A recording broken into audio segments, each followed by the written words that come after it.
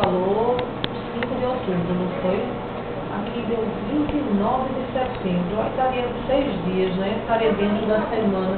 Você já fez algum exame que mostrou nessa faixa, final de setembro? Algum? Ou puxou mais, mas algum puxou para o final, fica mais perto do início de outubro, não? Talvez 4, outra vez 5. Pronto. Mas está mais ou menos 29, setembro está vindo até 30, né? São 30, 1, 2, 3, 4, por exemplo. 5 dias está, se for o dia 5, 6 dias, está dentro do aceitável. 21 semanas, 6 dias, 892 anos.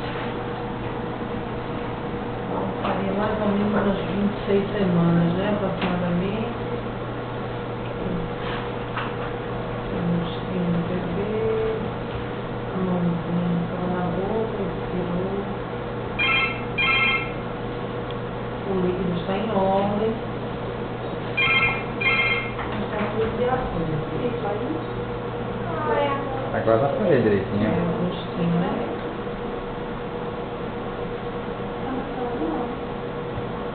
Está tudo em ordem, tá certo? Ele está aqui na frente de 4 ou 5 dias, mas que mais adiante você deve nem exista mais.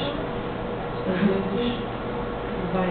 Não está tudo em ordem, tá certo, Tatiana? Não, tudo, nada que é isso. Fica tranquilo com o seu bebê. O morfológico foi bem, né?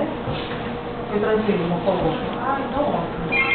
Porque a gente sabe a pouco geral, né? Estou vestido,